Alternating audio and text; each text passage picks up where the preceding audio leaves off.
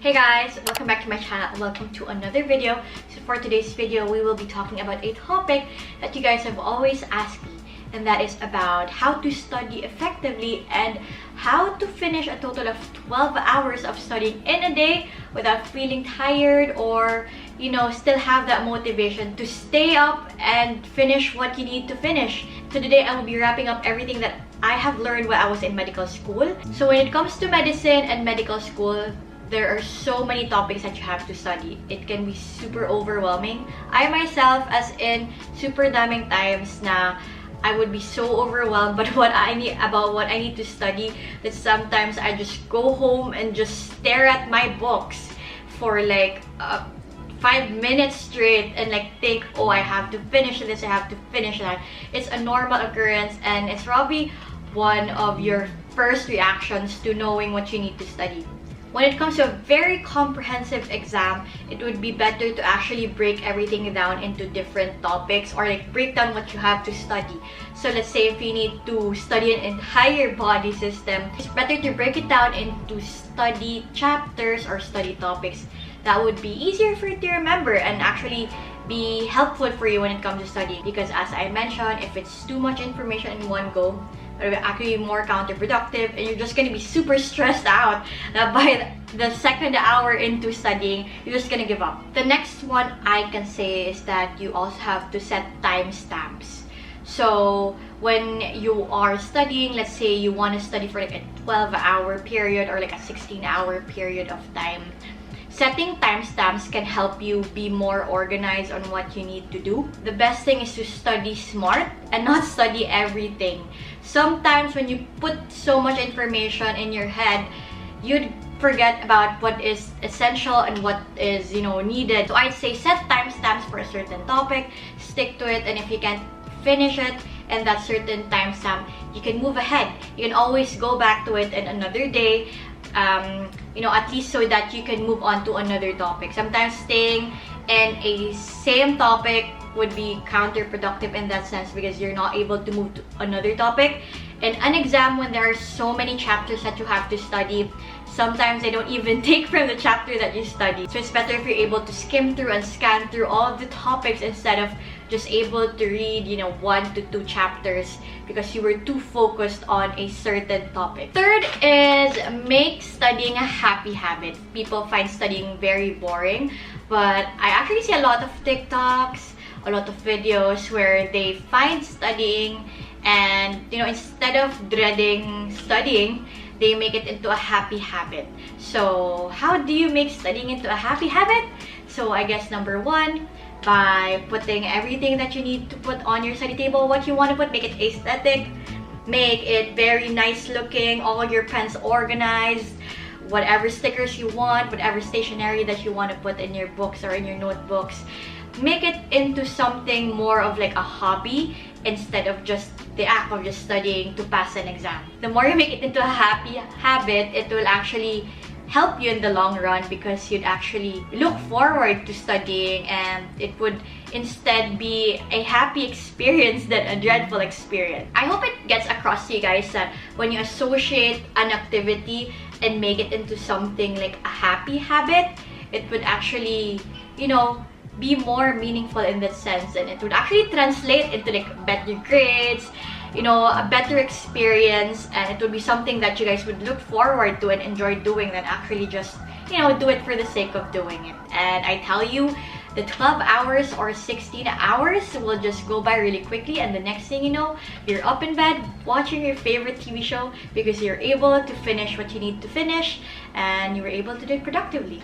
The next thing I'd want to say is that when it comes to studying for 12 hours, 16 hours, sometimes location can be a big factor. So in my case, if I were at home studying and the exam would be so far away and that I'd just, be super distracted by a lot of different things at home, I'd look at my bed and say, oh, I want a nap, and I would nap most of the time to help myself have that conducive, vibrant, coffee shop vibe that I want.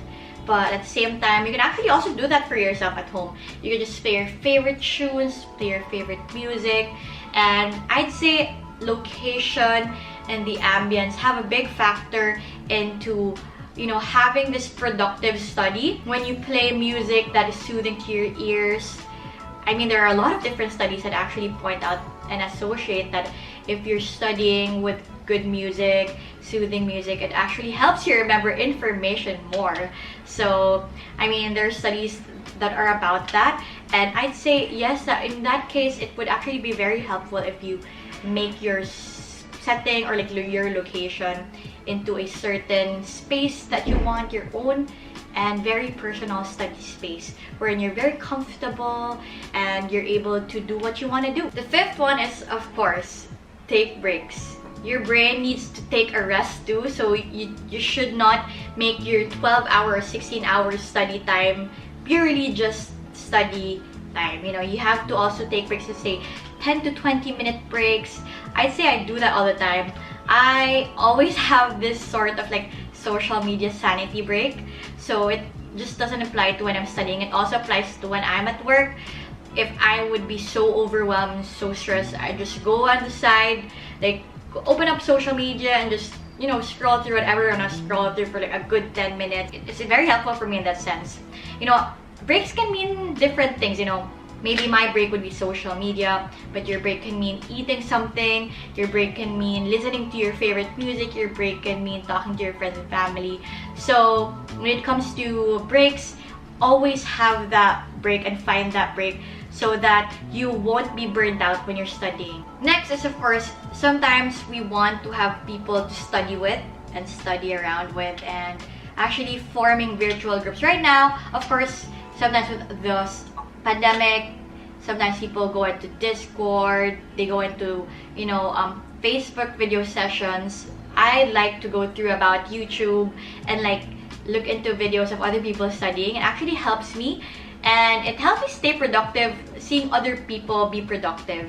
So in that sense, it can actually also help you out. Maybe if it worked for me, maybe it can also work for you. So you can go through YouTube, find people who are studying, and have that form of like study buddy with you in that sense. Another thing is, I always tell this to myself, not just in medical school, but even in residency, always have something to look forward to.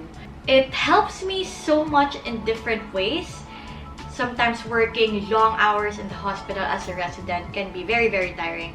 But if I had something to look forward to, let's say this week I would meet up with my friends, or like next week I would see my mom and dad, the form of having something to look forward to keeps me going, or like helps me keep on going despite the busy hours, despite what I need to do. It's like a form of reward system in that sense. Having something to look forward to is more of like a reward for you.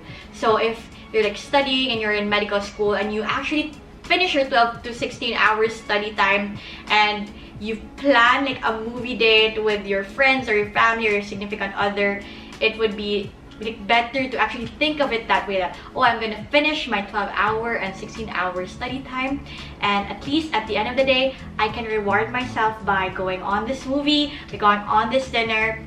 Aside from it being like a form of rest, it can actually also recharge your brain, and the more that you recharge your brain, it can actually associate your studying into a happy habit. And I think it really applies to all of us medical students, because as I mentioned in the start, topics and so many topics to study can be very, very overwhelming.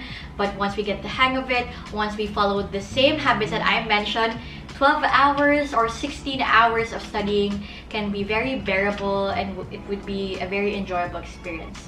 And if we don't understand a certain topic, it actually makes studying into a dreadful experience, because we're having a hard time studying something, we'd get burned out, and what better way to actually help us is to watch videos and learn something and help us understand things wherein we're having a hard time understanding them, and turning it into something that is easily understandable.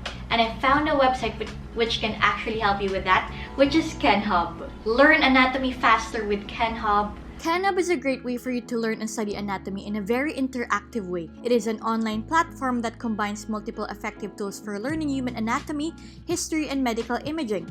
It helps you study better and makes studying a fun and enjoyable experience with detailed articles, colorful videos, interactive quizzes, high-quality atlas images, diagrams, and so much more. We can begin with the basics of anatomy like directional terms and body planes and different regions for you to better understand and analyze anatomy. Watch videos, take a quiz, browse atlas, and even check out the summary of different topics for easy understanding. Videos are a perfect way to up your study game because videos provide both audio and visual learning. And with Kenhub, the video explanations are easy to understand and remember with their visuals, pictures, and scenarios associations. You can watch videos in different speeds too, and it has closed captions and transcripts with timestamps. After every video, an option to answer a quiz is there to check what you have learned. The quizzes are also very interactive. At the end of every quiz, find out what you need to go back to and know which one you need to focus on. On other topics, you can even choose a quiz type from basics to muscle facts and intelligent mix. Plus, you have the option to customize your own quiz for you to combine different topics and help you learn better at your own pace. For premium members, you get a chance to use some muscle anatomy reference charts with summary cheat sheets per system for the origins, insertion, innervation, and function of the muscles. For non-premium members, the lower limb muscle chart is free, but you have the option to purchase the other charts. Click the link in the description box down below to get 10% off when getting Kenhub Premium. Studying anatomy made so much more fun with Kenhub. Check it out now. Understand different systems in your body easily and answer lectures and quizzes as well because Kenhub offers everything for you in that sense. Anyway, thank you so much guys for watching this video. I hope you learned a thing or two, and I also hope that you'll be able to study the habits that I mentioned and have a great 12-hour or 16 hours of productive study time. I wish you all the best in your next exams. Don't forget to like this video, subscribe to my channel, and I'll see you in my next video. Bye guys! Happy studying!